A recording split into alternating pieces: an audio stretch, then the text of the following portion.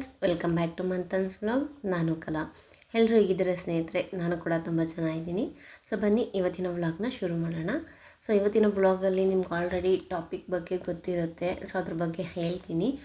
ಅದಕ್ಕೂ ಮುನ್ನ ನೋಡಿ, ಈ ಗುಬ್ಬಚ್ಚಿಗಳು ಎಷ್ಟು ಚೆನ್ನಾಗಿದೆ ಗೊತ್ತಾ ನೋಡೋದಕ್ಕೆ. ನಮ್ಮ ಅಮ್ಮವ್ರ ಮನೆಯಲ್ಲಿ POP ಮಾಡಿಸಿದಾರಲ್ಲ, ಫ್ಯಾನ್ ನೋಡಿ ಕಾಣ್ತಿರ್ಬೋದು ನಿಮಗೆ. ಅಲ್ಲಿ ಗೂಡು ಕಟ್ಕೊಂಡಿದೆ. ತುಂಬ ದಿನಗಳಿಂದನೇ ಇದೆ, ವರ್ಷನೇ ಆಗಿದೆ ಅಂತ ಹೇಳ್ಬೋದು. ತುಂಬ ವರ್ಷದಿಂದ ಅಲ್ಲೇ ಇದ್ದಾವೆ. ಅದು ಎಷ್ಟು ಸತಿ ಒಂದು ಮರಿಗಳಾಕಿ ಅವು ದೊಡ್ಡವಾಗಿ ಒಂದು ಅವ್ರದ್ದು ಸಂಸಾರನೇ ಅಲ್ಲೇ ಇದೆ ವರ್ಷಾನುಗಟ್ಲೆಯಿಂದ. ಸೊ ಅದೊಂಥರ ಖುಷಿ. ಅದ್ರ ಸೌಂಡ್ ಕೇಳೋದಾಗಿರ್ಬೋದು, ಮನೆ ತುಂಬ ಹಾಡಾಡ್ಕೊಂಡಿರ್ತವೆ, ಚೆನ್ನಾಗಿರುತ್ತೆ. ಆದರೆ ಅದೇ ತಕ್ಕನಾಗಿ ಗಲೀಜು ಮಾಡೋದು ಜಾಸ್ತಿ. ಅಂದರೆ ನಾವು ಕಸ ಗುಡಿಸ್ತೀನಿ ಅಂದ್ಕೊಳ್ಳಿ, ಮತ್ತು ತಿರ್ಗಾ ಗರಿಗಳು ಅದು ಇದು ಗೂಡು ಕಟ್ಟೋಕ್ಕೆ ತರ್ತಾ ಇರ್ತಲ್ಲ, ಸೊ ಅದು ಇದು ಬಿದ್ದು ಮತ್ತೆ ತಿರ್ಗಾ ಗಲೀಜಾಗುತ್ತೆ. ಹಾಗೆ ಅದು ಗಲೀಜು ಮಾಡ್ತಾ ಇರುತ್ತೆ ಈ ವಿಂಡೋ ಸೈಡ್ಸ್ ಎಲ್ಲ. ಬಟ್ ಆದರೂ ಪರವಾಗಿಲ್ಲ, ಈಗಿನ ಕಾಲದಲ್ಲಿ ಗುಬ್ಬಚ್ಚಿಗಳು ಆಚೆ ನೋಡೋದೇ ಕಮ್ಮಿ ಆಗಿದೆ. ಅಂಥದ್ರಲ್ಲಿ ಮನೆಗೆ ಬರ್ತಿದೆ ಅಂದರೆ ಅದೊಂಥರ ಚೆನ್ನಾಗಿರುತ್ತೆ ಅಲ್ವಾ. ಇನ್ನು ನಾನು ಕಸ ಎಲ್ಲ ಗುಡಿಸಿ ನೆಲ ಎಲ್ಲ ಒರೆಸ್ಕೊಂಡು ಮನೆ ಕ್ಲೀನ್ ಮಾಡ್ಕೊತೀನಿ. ದಿನ ಮನೆ ಕ್ಲೀನ್ ಮಾಡೋದೇ ತೋರಿಸಿದ್ರೆ ನಿಮಗೂ ಬೋರ್ ಆಗುತ್ತೆ ಅಲ್ವಾ. ಅದಕ್ಕೋಸ್ಕರ ಹಾಗೆಯೇ ನಾನು ಕೆಲಸ ಮಾಡ್ಕೊತಾ ನಿಮಗೆ ಕೆಲವೊಂದು ಟಿಪ್ಸ್ನ ಹೇಳಬೇಕು ಅಂತ ಅಂದ್ಕೊಂಡಿದ್ದೀನಿ. ತುಂಬಾ ಇಂಪಾರ್ಟೆಂಟ್ ಟಿಪ್ ಆದಂಥ ಒಂದು ಟಿಪ್ಸ್ ಇದು. ಕೆಲವೊಂದು ಸಲಹೆಗಳು ನಮ್ಮ ಜೀವನದಲ್ಲಿ ತುಂಬಾ ಪ್ರಾಮುಖ್ಯತೆಯನ್ನು ಹೊಂದಿರುತ್ತೆ. ಅದರಲ್ಲಿ ಮೊದಲನೇದು, ನನಗೆ ನಾನೇ ಯಾವತ್ತು. ಹೌದು ಸ್ನೇಹಿತರೆ, ನನಗೆ ನಾನೇ ಅನ್ನೋದನ್ನು ನೀವು ದೃಢ ಸಂಕಲ್ಪ ಮಾಡ್ಕೊಂಬಿಡಿ. ಹಾಗೆ ನೀವು ಸಂಕಲ್ಪ ಮಾಡ್ಕೊಂಬಿಟ್ರೆ ಖಂಡಿತವಾಗ್ಲೂ ಪ್ರಾಬ್ಲಮ್ಸ್ ಅನ್ನೋದು ಕಡಿಮೆ ಆಗುತ್ತೆ. ಸೊ ನೀವು ಜಾಸ್ತಿ ನಿರೀಕ್ಷೆಗಳನ್ನ ಇಟ್ಕೊಂಡು ಬದುಕಬಾರ್ದು ಯಾರಿಂದನೂ ಸಹ. ಇದನ್ನು ಮನಸ್ಸಲ್ಲಿ ಇಟ್ಕೊಳ್ಳಿ. ಏನು ಯಾಕೆ ಅಂತ ಅಂದರೆ, ಈಗ ನಾವು ಕಷ್ಟ ಕಾಲಕ್ಕೆ ಯಾರಾದರೂ ಒಬ್ರು ಇರ್ತಾರೆ, ಹೆಲ್ಪ್ ಮಾಡ್ತಾರೆ ಅಂತ ನೀವು ಅಂದ್ಕೊಂಡಿರ್ತೀರ. ಹೌದು, ನಿಮ್ಗೆ ಆ ರೀತಿಯಾಗಿ ಫೀಲ್ ಆಗಿರ್ಬೋದು. ಬಟ್ ಅದು ವಾಸ್ತವಕ್ಕೆ ಬಂದರೆ ಯಾರೂ ಇರೋದಿಲ್ಲ ನಮ್ಮ ಜೊತೆ. ನಿಜ ಹೇಳ್ತಿದ್ದೀನಿ. ಕಷ್ಟ ಅಂತಂದರೆ ನಾವೇ, ನಮಗೆ ಸುಖ ಆದ್ರೂ ಅಷ್ಟೇ ನಮಗೆ ನಾವೇ ಅಂತ ಅಂದ್ಕೊಬೇಕು. ಯಾರೇ ಆಗಲಿ ನಮಗೆ ಸಹಾಯ ಮಾಡ್ತಾರೆ. ಅದು ಫ್ಯಾಮಿಲಿಲೇ ಆಗಿರ್ಬೋದು, ಹೊರ್ಗಡೆಯವರೇ ಆಗಿರ್ಬೋದು, ಪ್ರತಿಯೊಬ್ಬರಿಗೂ ನಾನು ಹೇಳ್ತಾ ಇದ್ದೀನಿ. ಸೊ ಹಂಗಂತ ಯಾರ ಜೊತೆನೂ ನೀವು ಸೇರಬೇಡಿ, ಮಾತಾಡಬೇಡಿ ಅನ್ನೋದಲ್ಲ. ಮಾತಾಡೋದು ಅದು ಸಪ್ರೇಟ್. ಬಟ್ ನಮ್ಮ ಒಬ್ಬರಿಂದ ಒಂದು ಎಕ್ಸ್ಪೆಕ್ಟೇಷನ್ಸ್ನ ಇಟ್ಕೊಬಾರ್ದು ಯಾರಿಂದನೂ ಸಹ. ಕೊನೆಯದಾಗಿ ಹಸ್ಬೆಂಡಿಂದನೂ ಸಹ ಹೇಳ್ತಾ ಇದ್ದೀನಿ. ಹೌದು, ಹಸ್ಬೆಂಡ್ ಆಗಿರ್ಬೋದು, ಅಕ್ಕ ತಮ್ಮ, ಅಣ್ಣ ತಂಗಿ, ಹಾಗೇನೆ ಮನೇಲಿ ಅತ್ತೆ ಮಾವ ಆಗಿರ್ಬೋದು, ನಾದಿನಿ, ಪ್ರತಿಯೊಬ್ಬರಿಗೂ ಸಹ ಹೇಳ್ತಾ ಇದ್ದೀನಿ, ಯಾರಿಂದನೂ ಇಟ್ಕೊಬೇಡಿ. ನಿಮಗೆ ನೀವೇ, ಸರಿನಾ? ಕಷ್ಟ ಬಂದರೂ ನಿಮಗೇನೆ, ಖುಷಿ ಆದರೂ ನೀನೇ. ಕೆಲವೊಂದು ಸತಿ ಏನಾಗುತ್ತೆ ಗೊತ್ತಾ, ಸಣ್ಣ ಪುಟ್ಟ ಎಕ್ಸ್ಪೆಕ್ಟೇಷನ್ಸ್ ಇಟ್ಕೊಂಡ್ರೂ ಸಹ ಅದನ್ನು ತುಂಬಾ ಹರ್ಟ್ ಆಗುತ್ತೆ. ಯಾಕಂದರೆ ಇಷ್ಟು ಸಣ್ಣ ವಿಚಾರವನ್ನು ಅವ್ರ ಕೈಲಿ ಮಾಡೋಕ್ಕಾಗೋದಿಲ್ವಲ್ಲ ಅನ್ನೋದ್ರ ಬಗ್ಗೆ ಯೋಚನೆ ಮಾಡಿಕೊಂಡು ನಾವು ಇನ್ನೂ ತುಂಬಾ ಫೀಲ್ ಮಾಡ್ಕೊಳೋ ಬದಲು ಇದನ್ನು ಯಾವುದೂ ಯಾರಿಂದನೂ ಎಕ್ಸ್ಪೆಕ್ಟ್ ಮಾಡ್ತಿದ್ರೇ ತುಂಬಾ ಖುಷಿಯಾಗುತ್ತೆ. ಅದರಲ್ಲಿ ಬಂದು ನಾವು ಒಬ್ಬರನ್ನ ಟ್ರೀಟ್ ಮಾಡೋದಾಗಿರ್ಬೋದು. ನೋಡಿ, ನಾವು ಒಬ್ಬರನ್ನ ಟ್ರೀಟ್ ಮಾಡೋದು ಅದು ನಮ್ಮ ಸ್ವಭಾವ ಆಗಿರುತ್ತೆ. ಒಬ್ಬರ ಜೊತೆ ಚೆನ್ನಾಗಿ ಮಾತಾಡೋದಾಗಿರ್ಬೋದು, ಇಷ್ಟ ಇರೋರಿಗೆ ಒಂಥರ ಎಕ್ಸ್ಟ್ರಾ ಕೇರ್ ತೊಗೊಳೋದಾಗಿರ್ಬೋದು. ಸೊ ಆ ರೀತಿಯಾದಂಥ ಒಂದು ಕೇರಿಂಗ್ ಆಗಿರ್ಬೋದು, ಕನ್ಸರ್ನ್ ಆಗಿರ್ಬೋದು, ಅದನ್ನೆಲ್ಲ ಮಾಡೋಕ್ಕೆ ಹೋಗಬೇಡಿ. ಸೊ ಅದು ನಮಗೆ ರಿಟರ್ನ್ ಬರದೇ ಇದ್ದಾಗ ನಮಗೆ ತುಂಬಾ ಬೇಜಾರಾಗುತ್ತೆ ಅಲ್ವಾ. ಸೊ ನಾವು ಇಷ್ಟೆಲ್ಲ ಇದು ಮಾಡಿದ್ರು ನಮಗೆ ಏನೂ ಇಲ್ಲ ಅನ್ನೋ ಒಂದು ಫೀಲ್ ಏನಾಗ್ಬಿಡುತ್ತೆ, ನಿಮ್ಮನ್ನ ಕುಗ್ಗಿಸುತ್ತೆ. ಲೈಫ್ ಇಷ್ಟೇನಾ ಅನ್ನೋದ್ರ ಬಗ್ಗೆ ಯೋಚನೆ ಮಾಡೋ ಥರ ಆಗೋಗ್ಬಿಡುತ್ತೆ. ಸೊ ಆ ರೀತಿಯಾದಂಥ ಯೋಚನೆಗಳು, ಆ ರೀತಿಯಾದಂಥ ಒಂದು ಸ್ವಭಾವ ನಿಮ್ಮಲ್ಲಿದ್ದರೆ ದಯವಿಟ್ಟು ಈಗಲೇ ಅದನ್ನೆಲ್ಲ ಕಮ್ಮಿ ಮಾಡ್ಕೊಳ್ಳಿ.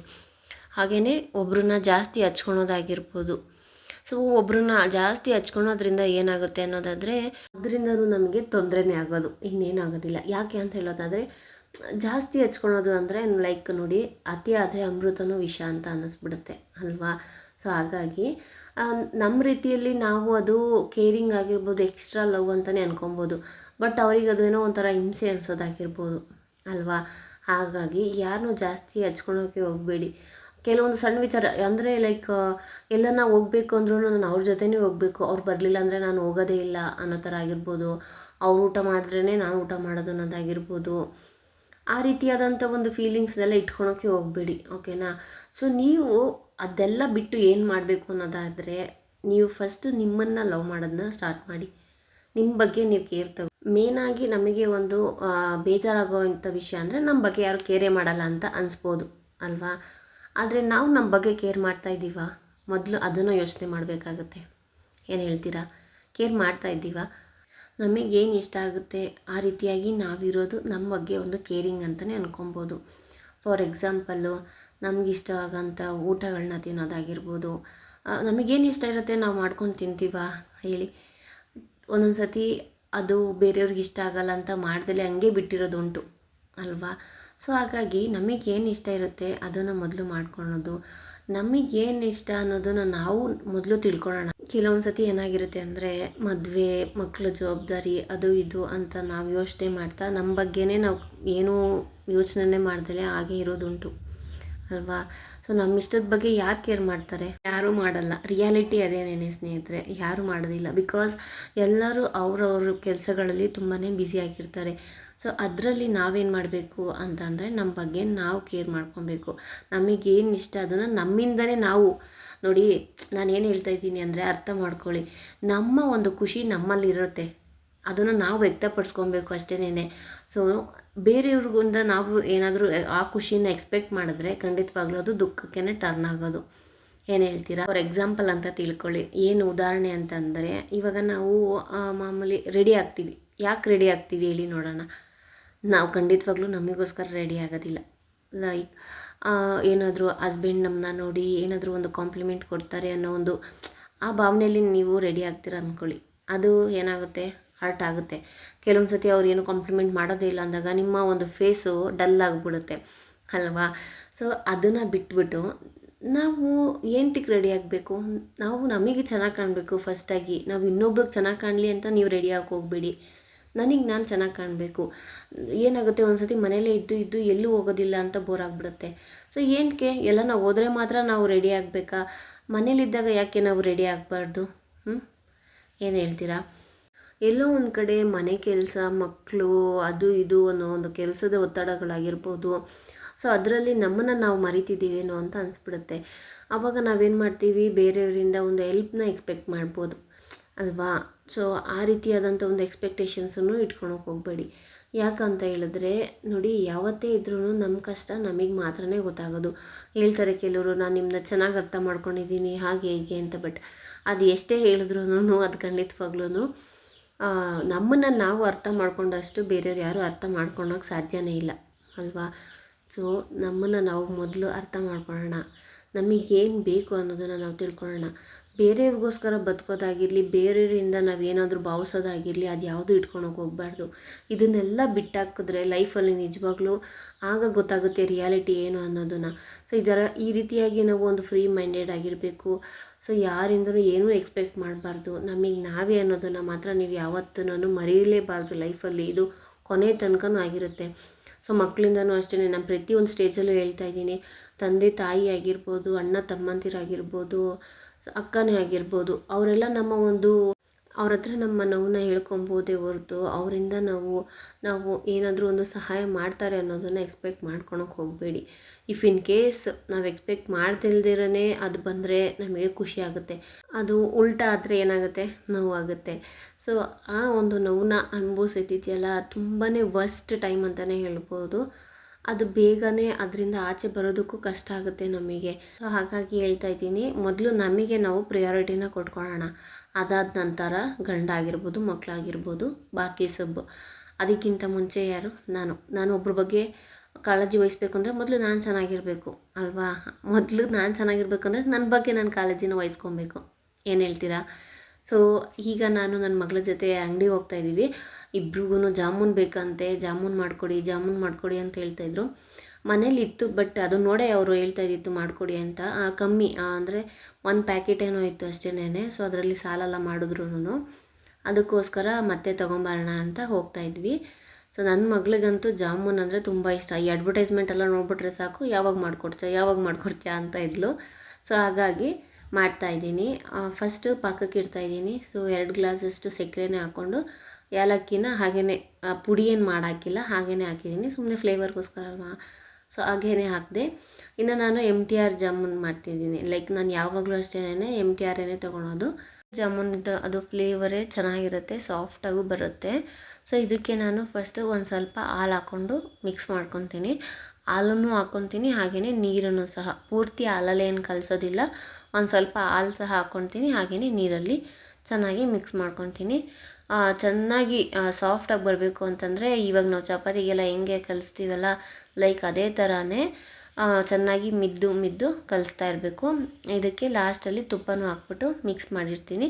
ಸೊ ಇದನ್ನು ನೆನೆಯೋಕ್ಕೆ ಬಿಡೋಣ. ಅಷ್ಟರಲ್ಲಿ ಪಾಕನೂ ಸಹ ರೆಡಿಯಾಗಿರುತ್ತೆ. ಪಾಕ ಯಾವತ್ತೇ ಆಗಿರಲಿ ತಣ್ಣಗಾದ್ಮೇಲೆ ನಾವು ಜಾಮೂನ್ ಏನು ಕರೆದಿರ್ತೀವಲ್ಲ ಅದನ್ನು ಹಾಕ್ಕೊಬೇಕಾಗುತ್ತೆ. ಸೊ ಅದು ಬಿಸಿ ಇದ್ದಾಗಲೇ ಹಾಕ್ಕೊಂಡ್ರೆ ಜಾಸ್ತಿ ಪಾಕ ಎಳ್ಕೊಂಡ್ಬಿಡುತ್ತೆ. ಅದಕ್ಕೋಸ್ಕರ ತಣ್ಣಗಾದ್ಮೇಲೆ ಹಾಕ್ಕೊಂಡ್ರೆ ಏನು ನಾವು ಎಣ್ಣೆಲಿ ಕರೆದಿರ್ತೀವಲ್ಲ ಅದು ಜಾಸ್ತಿ ಸಕ್ಕರೆ ಪಾಕನ ಹೀರ್ಕೊಳೋದಲ್ಲ. ಸೊ ಈಗ ನಾನು ಅದನ್ನು ಕಲಸಿಟ್ಟು ನೆನೆಯೋಕ್ಕೆ ಬಿಟ್ಟಿದ್ದೆ. ಅವಾಗೇ ಕಲಸಿ ಅವಾಗೇ ಮಾಡೋಕ್ಕೆ ಹೋಗಬಾರ್ದು. ಒಂದು ಸ್ವಲ್ಪ ಅದು ನೆಂದಾಗ್ಲೇ ಒಂದು ಸ್ವಲ್ಪ ಸಾಫ್ಟ್ ಆಗುತ್ತೆ. ಹಾಗೆಯೇ ಉಂಡೆ ಕಟ್ಟೋದಕ್ಕೂ ಸಹ ಚೆನ್ನಾಗಿರುತ್ತೆ. ಸೊ ನಾವು ಅವಾಗೇ ಮಾಡಿದಾಗ ಅಷ್ಟೊಂದಾಗಿ ಚೆನ್ನಾಗಿರೋದಿಲ್ಲ. ಸೊ ಅದಕ್ಕೋಸ್ಕರ ಸ್ವಲ್ಪ ನೆನೆಯೋದಕ್ಕೆ ಬಿಟ್ಟು ಈಗ ನಾನು ಉಂಡೆನ ಮಾಡ್ತಾಯಿದ್ದೀನಿ. ಸ್ವಲ್ಪ ತುಪ್ಪನ ಕೈಗೆ ಸವರ್ಕೊಂಡು ನೋಡಿ ಎಷ್ಟು ಕ್ಲಿಯರಾಗಿ ಕಾಣ್ತಿದೆಯಲ್ಲ ನಿಮಗೆ. ಸ್ವಲ್ಪ ತುಪ್ಪನ ಹಾಕ್ಕೊಂಡು ನೀಟಾಗಿ ಉಂಡೆನ ಮಾಡ್ಕೊಬೋದು. ನನಗೆ ಮೇನ್ ಟಾಸ್ಕ್ ಏನಪ್ಪ ಅಂತಂದರೆ ಈ ಉಂಡೆ ಮಾಡ್ಕೊಳೋದೇ ಇರೋದು. ಜಾಮೂನ್ ಮಾಡೋದಕ್ಕೆ ನನಗೆ ಅಷ್ಟೊಂದು ಕಷ್ಟ ಅಂತ ಅನಿಸಲ್ಲ. ಬಟ್ ಅದರಲ್ಲಿ ಒಂದು ಕಷ್ಟಕರವಾದಂಥ ಟಾಸ್ಕ್ ಏನಪ್ಪ ಅಂತಂದರೆ ಈ ಜಾಮೂನ್ ಉಂಡೆ ಮಾಡೋದೇ. ತುಂಬಾ ಸಮಯ ತಗೊಳುತ್ತೆ ಅದು ಮಾಡಬೇಕು ಅಂತ ಅಂದರೆ. ಸೊ ಅದಕ್ಕೋಸ್ಕರ ಇನ್ನು ನೋಡಿ ಎಣ್ಣೆಲಿ ಹಾಕಿ ಕರಿಯೋದಾಗಿರ್ಬೋದು, ಪಾಕಕ್ಕೆ ನೆನೆಸೋದಾಗಿರ್ಬೋದು ಅದೆಲ್ಲ ಏನು ಜಾಸ್ತಿ ತೊಗೊಳೋದಿಲ್ಲ. ಬಟ್ ಇದೆಯಲ್ಲ ಎಲ್ಲ ಉಂಡೆ ಮಾಡೋದು ಅದು ತುಂಬ ಕಷ್ಟ ಆಗುತ್ತೆ. ಸೊ ನಾನು ಕೂತ್ಕೊಂಡು ನೀಟಾಗಿ ಇಷ್ಟೆಲ್ಲ ಮಾಡಿಕೊಂಡೆ.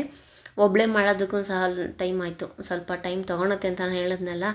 ನಮ್ಮಮ್ಮ ಹುಡುಗರನ್ನ ನೋಡ್ಕೊತಾ ಇದ್ರು. ಇಲ್ಲಾಂದರೆ ಅವರೂ ಬಂದುಬಿಡ್ತಾರೆ ನಾನು ಮಾಡ್ತೀನಿ ಅಂತ. ನನ್ನ ಚಿಕ್ಕ ಮಗಳು ಎಷ್ಟು ವೇಸ್ಟ್ ಮಾಡಿಬಿಡ್ತಿದ್ಲೋ ಗೊತ್ತಿಲ್ಲ. ಸೊ ನೋಡ್ತಿರ್ಬೋದು ನೀವು ಯಾವ ರೀತಿಯಾಗಿ ನಾನು ಅದು ಉಂಡೆನೆಲ್ಲ ಮಾಡಿದ್ದೀನಿ ಅಂತ. ಹಾಗೆಯೇ ಸ್ವಲ್ಪ ತುಪ್ಪನ ಕೈಗೆ ಸವರ್ಕೊಂಡು ನೀಟಾಗಿ ಮಾಡಿದ್ರೆ ಚೆನ್ನಾಗಿರುತ್ತೆ. ಫ್ಲೇವರು ಸಹ ಅದರಲ್ಲಿರುತ್ತಲ್ಲ ತುಪ್ಪದ್ದು, ಪಾಕಕ್ಕೆಲ್ಲ ಹೀರ್ಕೊಳುತ್ತೆ ಅದು. ಸೊ ಈಗ ನಾನು ಎಣ್ಣೆಗೆ ಕಾಯಕ್ಕಿಟ್ಟಿದ್ದೀನಿ ಜಾಮೂನ್ನ ಕರಿಯೋದಕ್ಕೆ. ಕರಿಯೋದು ಸಹ ಈಸಿನೇ. ಒಂದೊಂದೇ ಹಾಕೋ ಬದಲು 3 4 ಹಾಕಿ ಬೇಗನೆ ಕರ್ಕೊಬೋದು. ಒಂಚೂರು ಜಾಸ್ತಿ ಎಣ್ಣೆ ಹಾಕ್ಕೊಂಡ್ರೂ ನಡೆಯುತ್ತೆ. ಬಟ್ ನಾನು ಕಮ್ಮಿನೇ ಹಾಕ್ಕೊಂಡಿದ್ದೀನಿ ಸಾಕಷ್ಟೇ ಅಂತ ಹೇಳಿ. ಬೇಕಾದರೆ ನೀವು ಮುಳುಗೋ ಅಷ್ಟೂ ಹಾಕ್ಕೊಬೋದು. ನಾನು ಅದನ್ನೇ ಸ್ವಲ್ಪನೇ ಎಣ್ಣೆ ಹಾಕ್ಕೊಂಡು 2 ಸೈಡೂ ಟರ್ನ್ ಮಾಡಿ ನೀಟಾಗಿ ಬೇಯಿಸ್ಕೊಳೋದನ್ನು ಆಗುತ್ತೆ. ಸೊ ಈ ರೀತಿಯಾಗಿ ಬೇಯಿಸಿ ಯಾವತ್ತೇ ಆಗಲಿ ಜಾಮೂನ್ ಮಾಡಬೇಕು ಅಂತಂದರೆ ನೀವು ಏನು ಮಾಡಬೇಕು, ರಾತ್ರಿ ಮಾಡಿಟ್ಬಿಡಿ. ಲೈಕ್ ರಾತ್ರಿನೇ ಮಾಡಿ ಇಟ್ಬಿಟ್ಟು ಪಾಕಕ್ಕೆ ಹಾಕಿಬಿಟ್ಬಿಟ್ರೆ ಚೆನ್ನಾಗಿ ಬೆಳಗ್ಗೆ ಅಷ್ಟರಲ್ಲಿ ಚೆನ್ನಾಗಿ ಅದು ನೆಂದಿರುತ್ತೆ. ಅಂದರೆ ಆ ಪಾಕನ ಚೆನ್ನಾಗಿ ಹೀರ್ಕೊಂಡಿರುತ್ತೆ. ಸೊ ಸಾಫ್ಟಾಗಿರುತ್ತೆ. ಅದಕ್ಕೋಸ್ಕರ ಬೆಳಗ್ಗೆ ಹೊತ್ತು ತಿನ್ನೋದಕ್ಕೆ ಚೆನ್ನಾಗಿರುತ್ತೆ ಅಂತಲೇ ನಾನು ಯಾವಾಗಲೇ ಆಗಲಿ ಜಾಮೂನ್ ಮಾಡಿದಾಗ ನೈಟೇ ಮಾಡೋದು. ನಾನು ಬೆಳಗ್ಗೆ ಹೊತ್ತು ಯಾವತ್ತೂ ಮಾಡೋಕ್ಕೋಗಲ್ಲ. ಸೊ ರಾತ್ರಿ ಮಾಡಿಟ್ಬಿಟ್ರೆ ಬೆಳಗ್ಗೆ ಬ್ರೇಕ್ಫಾಸ್ಟಿಗೆ ಎಲ್ಲರಿಗೂ ಹಾಗೆ ಕೊಡ್ಬೋದು ಅನ್ನೋ ರೀತಿಯಲ್ಲಿ ಮಾಡ್ಕೊಂಬಿಡ್ತೀನಿ. ಸೊ ಈಗಲೂ ಹಾಗೆ ಮಾಡ್ತಾಯಿದ್ದೀನಿ, ಸಂಜೆನೇ ಮಾಡ್ತಾಯಿದ್ದೀನಿ.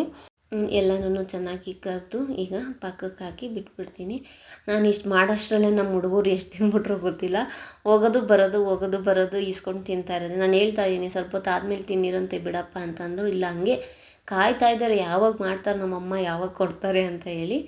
ಸೊ ಈಗ ನಾನು ಹಾಕಿ ಬಿಟ್ಬಿಡ್ತೀನಿ. ನೈಟ್ ಎಲ್ಲ ಫುಲ್ಲು ಚೆನ್ನಾಗಿ ಪಾಕನ ಅಬ್ಸರ್ವ್ ಮಾಡ್ಕೊಳುತ್ತೆ ಅಂತ ಹೇಳಿದ್ನಲ್ಲ. ಇನ್ನು ಬೆಳಗ್ಗೆ ತಿನ್ನೋದಕ್ಕೆ ತುಂಬಾ ಚೆನ್ನಾಗಿರುತ್ತೆ ಜಾಮೂನು. ಯಾರಿಗೆಲ್ಲ ಜಾಮೂನ್ ಅಂದರೆ ಇಷ್ಟ ಕಮೆಂಟ್ ಮಾಡಿ ಸರಿನಾ. ಸೊ ಮಾಡ್ಕೊಂಡು ತಿನ್ನಿ, ನಿಮಗೂ ತಿನ್ನಬೇಕು ಅಂತ ಏನಾದರೂ ಅನಿಸಿದರೆ. ಸೊ ಇನ್ನು ನಾನು ಇದು ಬೆಳಗ್ಗೆ ತಿಂತಾಯಿದ್ದೀನಿ. ನಮ್ಮ ಮನೇಲಿ ನನ್ನ ಮಗಳು ಚಿಕ್ಕವಳೇ ಜಾಸ್ತಿ. ನಮ್ಮ ಅಪ್ಪಂಗೆ ಕೊಟ್ಟರು ತಿನ್ನೋದಕ್ಕೆ ಹೋಗೋದು, ಅವ್ರ ಹತ್ರನೂ ತಿನ್ನಿಸ್ಕೊಳೋದು. ನಮ್ಮಮ್ಮ ತಿಂತಾಯಿದ್ರೆ ತಿರ್ಗಿ ಅವ್ರ ಹತ್ರ ಹೋಗೋದು, ಅಲ್ಲೂ ತಿನ್ನಿಸ್ಕೊಳೋದು. ಇವಾಗ ನಾನು ತಿಂತಾಯಿದ್ದೀನಿ ತಿರ್ಗಿ ಮತ್ತೆ ನನ್ನ ಹತ್ರ. ಎಷ್ಟು ಗೊತ್ತಾ, ನಮಗೆ ತಿನ್ನೋಕೆ ಬಿಡೋಲ್ಲ ನಮ್ಮ ಮಕ್ಕಳಂತೂ. ಆದರೂ ಒಂಥರ ಖುಷಿ. ಏನು ಗೊತ್ತಾ, ನೈಸ್ ಮಾಡ್ಕೊಂಬರ್ತಾರೆ, ಅಮ್ಮ ನನಗೆ ಅಂತ. ಎಷ್ಟು ಚೆನ್ನಾಗಿದೆ ಮಕ್ಕಳು. ಇವಾಗ ಹಂಗೇನೆ ಅವಳಿಗೂ ತಿನ್ನಿಸ್ಕೊಂಡು ನಾನು ತಿಂತಾಯಿದ್ದೀನಿ. ತುಂಬಾ ಸಾಫ್ಟಾಗಿತ್ತು. ಆ್ಯಂಡ್ ನೀವು ನೋಡ್ತಿರ್ಬೋದು ಒಳಗಡೆನೂ ಸಹ ಚೆನ್ನಾಗಿ ನೋಡಿ ಕಾಣ್ತಿದೆ ಅನಿಸುತ್ತಲ್ವ. ಒಳಗಡೆನೂ ಸಹ ನೀಟಾಗಿ ಚೆನ್ನಾಗಿ ಫುಲ್ಲು ಪಾಕನ ಹೀರ್ಕೊಂಡು ನೆಂದಿದೆ. ಸೊ ಈ ರೀತಿ ಇದ್ದಾಗ ಚೆನ್ನಾಗಿರುತ್ತೆ ತಿನ್ನೋದಕ್ಕೆ. ಸೊ ಈಗ ವ್ಲಾಗ್ನ ಎಂಡ್ ಮಾಡೋವಂಥ ಸಮಯ. ಸೊ ನಿಮಗೆ ಈ ವ್ಲಾಗ್ ಇಷ್ಟ ಆಗಿರುತ್ತೆ ಅಂತ ಅಂದ್ಕೊತೀನಿ. ಇಷ್ಟ ಆಗಿದ್ದರೆ ಪ್ಲೀಸ್ ಲೈಕ್ ಮಾಡಿ. ಹಾಗೆ ಇನ್ನೂ ಯಾರೆಲ್ಲ ನನ್ನ ಚಾನಲ್ನ ಸಬ್ಸ್ಕ್ರೈಬ್ ಮಾಡದೆ ನೋಡ್ತಾ ಇದ್ದೀರೋ ದಯವಿಟ್ಟು ಸಬ್ಸ್ಕ್ರೈಬ್ ಮಾಡಿ ನನಗೆ ಸಪೋರ್ಟ್ ಮಾಡಿ ಅಂತ ಕೇಳ್ಕೊತೀನಿ. ಯಾಕಂದರೆ ನಿಮ್ಮ ಸಪೋರ್ಟು ನನಗೆ ತುಂಬಾ ಮುಖ್ಯ. ಮತ್ತೆ ಸಿಗೋಣ ಮುಂದಿನ ವ್ಲಾಗಲ್ಲಿ. Until then take care. Thanks for watching.